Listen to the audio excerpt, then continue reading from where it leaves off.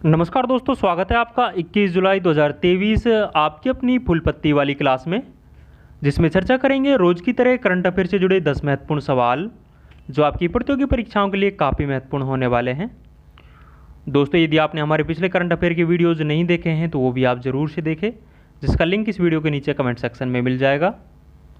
दोस्तों, यदि आप चैनल पर नए हैं तो प्लीज़ चैनल को सब्सक्राइब करें, वीडियो को लाइक करें और ज़्यादा से ज़्यादा इस वीडियो को अपने दोस्तों के साथ में शेयर करें। तो बिना किसी देरी के स्टार्ट करते हैं आज का पहला क्वेश्चन है, कृत्रिम बुद्धिमत्ता आधारित नए भाषा मॉडल LLAM2 को लॉन्च करने की घोषणा किसने की है? तो हाल ही में कृत्रिम बुद्धिमत्ता आधारित नए भाषा मॉडल LLM2 को लॉन्च करने की घोषणा है जो मेटा और माइक्रोसॉफ्ट के द्वारा की गई है। यह एक फ्री और ओपन सोर्स नेटवर्क है और इसे चैट जीपीटी और बार्ड के काउंटर में मेटा और माइक्रोसॉफ्ट के द्वारा लॉन्च किया गया है। तो ये सारे इंपॉर्टेंट पॉइंट्स आपको ध्यान रखना है। कुछ लल्लनटो बातें और ध्यान रखेंगे। थ्रेड्स ऐप है, इसे हाल ही में मार्क जकरबर्ग के द्वारा लॉन्च किया गया है और इसका स्वामित्व है जो मेटा कंपनी के पास है, जो कि मार्क जकरबर्ग की कंपनी है। तो ये आपको ध्यान रखना है। चैट जीपीटी है, इसे ओपन एआई कंपनी के द्वारा लॉन्च किया गया था, जबकि बार्ड जो चैट बोट है इसे गूगल के द्वारा लॉन्च किया गया था। लीसा है जो ओडिशा राज्य में एक क्षेत्रीय एआई आधारित न्यूज़ एंकर है। प्रोजेक्ट एलोरा है, इसे माइक्रोसॉफ्ट के द्वारा लॉन्च किया गया था। तो ये भी आपको ध्यान रखना है। काम की बातें देखते हैं। राजभाषा हिंदी के बारे में बात करें तो इसे 14 सितंबर 1949 को राजभाषा का दर्जा प्राप्त किया था और ये भाग 17 में आर्टिकल 343 से लेकर 351 तक राजभाषा का जिक्र किया गया है। यदि अनुसूची 8 के बारे में बात करें तो अनुसूची 8 में भाषा से संबंधित है और मूल संविधान में 14 भाषाएं थी और वर्तमान में 22 भाषाएं हैं। तो ये भी आपको ध्यान रखना है। दोस्तों, आगे बढ़ने से पहले मैं आपको बता दूं, इन सभी क्वेश्चंस की जो PDF है वो हमारे टेलीग्राम चैनल जिने स्टॉक पर मिल जाएगी, जिसका लिंक इस वीडियो के नीचे कमेंट सेक्शन में दिया हुआ है। वहाँ जाकर आप ये PDF डाउनलोड कर सकते हो। दोस्तों, यदि आपको ये वीडियो पसंद आ रहा है तो प्लीज़ वीडियो को लाइक करें और यदि आपने अभी तक हमारे चैनल को सब्सक्राइब नहीं किया है तो प्लीज़ चैनल को सब्सक्राइब भी करें और ज़्यादा से ज़्यादा इस वीडियो को अपने दोस्तों के साथ में शेयर करें। आगे बढ़ते हैं। नेक्स्ट क्वेश्चन है, हाल ही में भारतीय नौसेना ने किस देश के साथ हिंद महासागर में द्विपक्षीय समुद्री साझेदारी अभ्यास MPX का आयोजन किया है? तो हाल ही में भारतीय नौसेना के द्वारा इंडोनेशिया देश के साथ में जो समुद्री साझेदारी अभ्यास किया गया है ये इंडोनेशिया में ही आयोजित हुआ है। तो ये आपको ध्यान रखना है। और भारत की तरफ से इसमें INS सहाद्री और INS कोलकाता के द्वारा भाग लिया जाता है। तो ये जहाज़ है जो इसमें भाग लेते हैं। तो ये भी आपको ध्यान रखना है। यदि भारत और इंडोनेशिया के मध्य में अन्य अभ्यास के बारे में बात करें तो गरुड़ शक्ति और समुद्र शक्ति है, ये भारत और इंडोनेशिया के मध्य में आयोजित होते हैं। तो ये भी आपको ध्यान रखना है। कुछ लल्लनटो बातें और ध्यान रखेंगे। एकता अभ्यास है जो भारत और मालदीव के मध्य में आयोजित होते हैं। इसके अलावा एक्वेरिन अभ्यास है, ये भी भारत और मालदीव के मध्य में आयोजित होता है। नॉर्डिक एलिफेंट अभ्यास है, ये भारत और मंगोलिया के मध्य में आयोजित होता है। धर्मगार्जन अभ्यास है जो भारत और जापान के मध्य में आयोजित होता है। और इसके अलावा वीर गार्जन के बारे में बात करें तो ये भी भारत और जापान के मध्य में आयोजित होता है। एयर डिफेंडर अभ्यास है जो नाटो का सबसे बड़ा वायुसेना अभ्यास है और हाल ही में इसका आयोजन है जो जर्मनी में किया गया है। तो ये भी आपको ध्यान रखना है। कुछ काम की बातें और देखते हैं। काम की बात में देखेंगे, इंडोनेशिया में जो द्वीप है उसमें जावा, सुमात्रा और बोर्नो द्वीप है जो कि इंडोनेशिया में स्थित है। इंडोनेशिया में आने वाली ज्वालामुखी है जो मेरापी ज्वालामुखी, माउंट सिनाबुंग और क्राकातोआ ज्वालामुखी है, ये इंडोनेशिया में आती है। और आसियान का जो हेडक्वार्टर है ये जकार्ता में स्थित है, जो कि वर्तमान में इंडोनेशिया की राजधानी है। इंडोनेशिया की राजधानी वर्तमान में तो जकार्ता है, लेकिन आने वाले दिनों में इसकी राजधानी है जो परिवर्तित करके जो नुसंतारा है इसकी राजधानी कर दी जाएगी, जो कि बोर्नियो द्वीप पर स्थित है। तो ये पॉइंट्स भी आपको ध्यान रखना है। नेक्स्ट क्वेश्चन देखेंगे, नौवें फीफा महिला फुटबॉल विश्व कप 2023 का मेज़बान देश कौन सा है? तो हाल ही में जो 9वें नंबर के महिला फुटबॉल विश्व कप का आयोजन हुआ है ये ऑस्ट्रेलिया और न्यूजीलैंड में इसका आयोजन हुआ है और ये 20 जुलाई से ये फुटबॉल टूर्नामेंट है जो प्रारंभ हो चुका है। इसमें टोटल 32 टीमों के द्वारा भाग लिया गया है और इस महिला फुटबॉल का फर्स्ट टाइम आयोजन है जो 1991 में होता है और आयोजन है जो चीन देश में होता है और पहले संस्करण की जो विजेता टीम थी वो यूएसए थी, तो ये भी आपको ध्यान रखना है। और लास्ट टाइम जो 8वां संस्करण हुआ था इसकी विजेता टीम थी, तो लास्ट 8वें संस्करण की जो विजेता टीम थी तो वो भी यूएसए थी, तो ये भी आपको ध्यान रखना है। कुछ ललन टॉप बातें और ध्यान रखेंगे। फीफा मेन वर्ल्ड कप में गोल्डन बॉल अवार्ड किसे प्रदान किया गया था?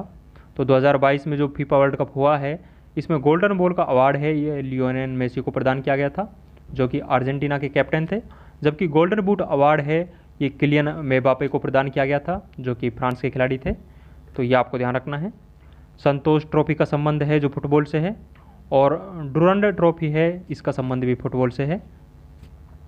फीफा अंडर 17 महिला फुटबॉल वर्ल्ड कप का आयोजन है जो भारत में होता है, और इसका शुभंकर है जो ईवा इसका शुभंकर होता है। इसकी विजेता टीम के बारे में बात करें तो स्पेन इसमें विजेता रहता है, और उपविजेता है जो इसमें कोलंबिया रहता है, तो ये भी आपको ध्यान रखना है।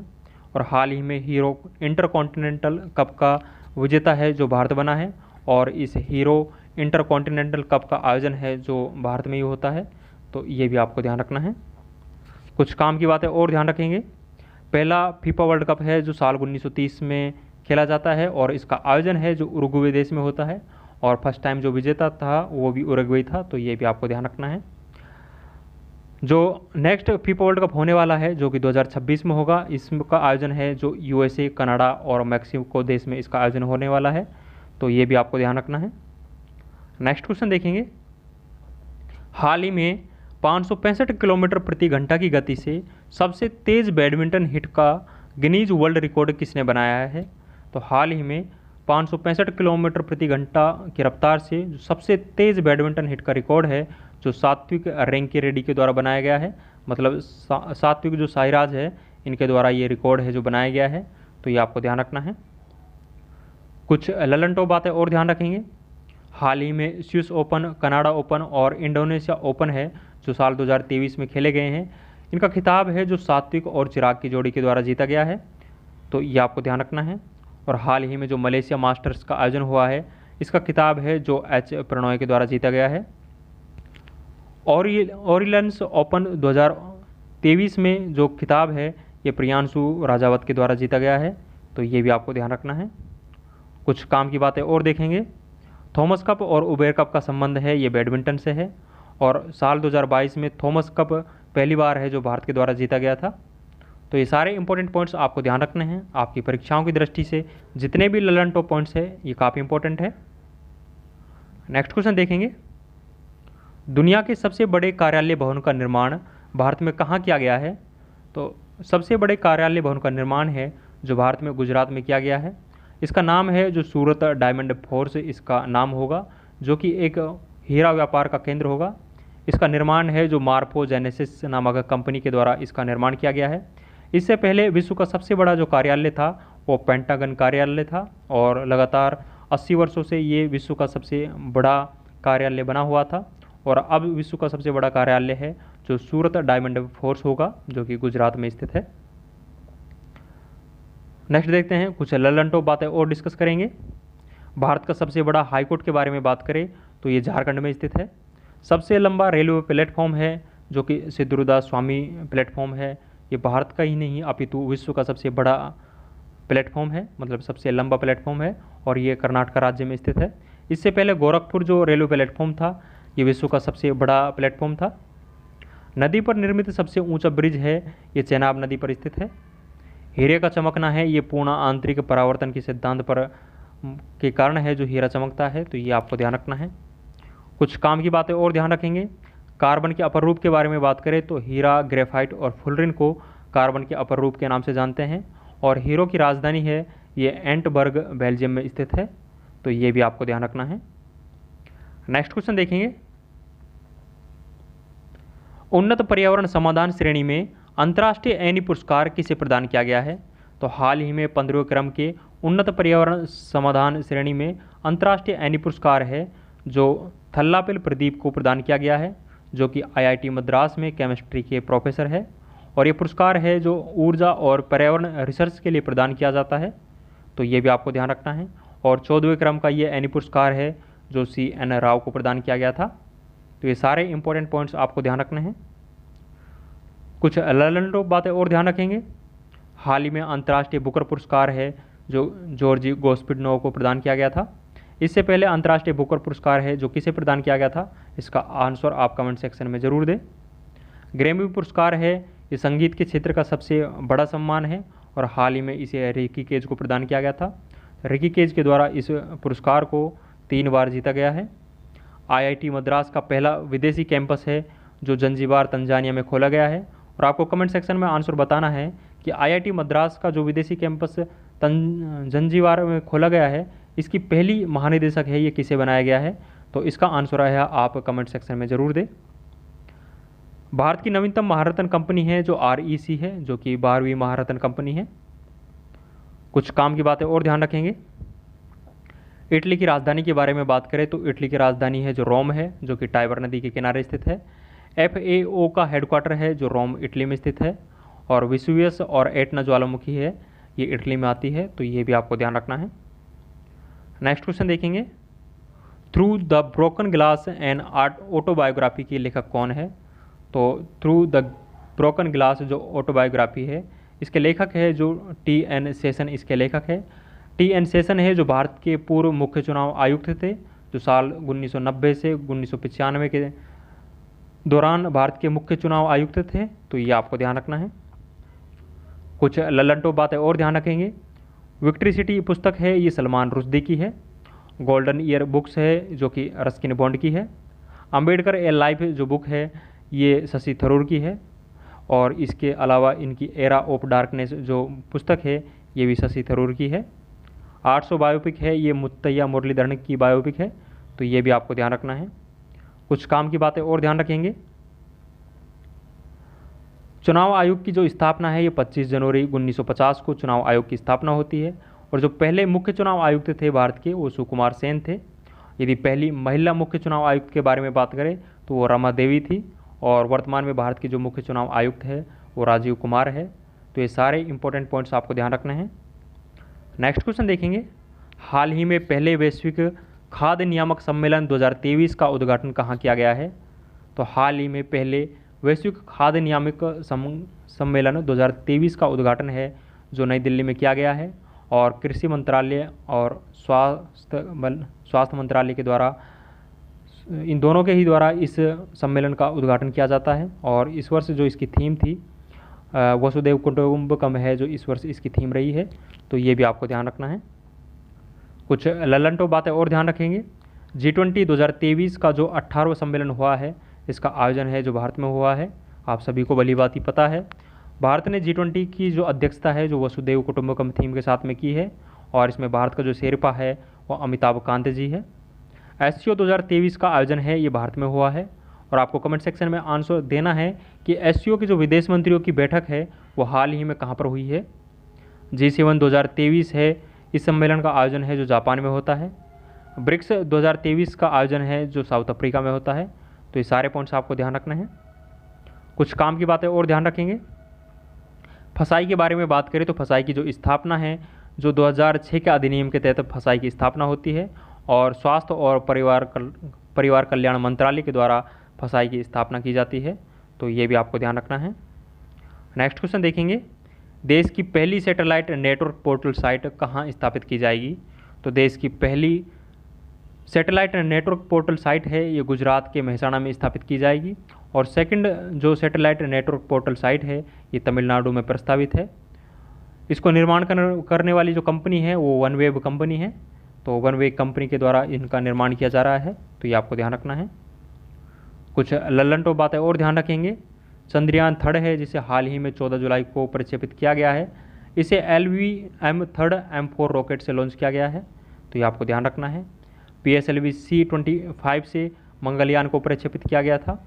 यदि चंद्रयान फर्स्ट के बारे में बात करें तो चंद्रयान फर्स्ट को साल 2008 में PSLV C-11 रॉकेट से लॉन्च किया जाता है और हाल ही में नेविगेशन की सेकेंड पीढ़ी का फर्स्ट उपग्रह है जो कि NVS-01 लॉन्च किया गया है, इसे GSLV F-12 रॉकेट से लॉन्च किया गया है, तो ये आपको ध्यान रखना है।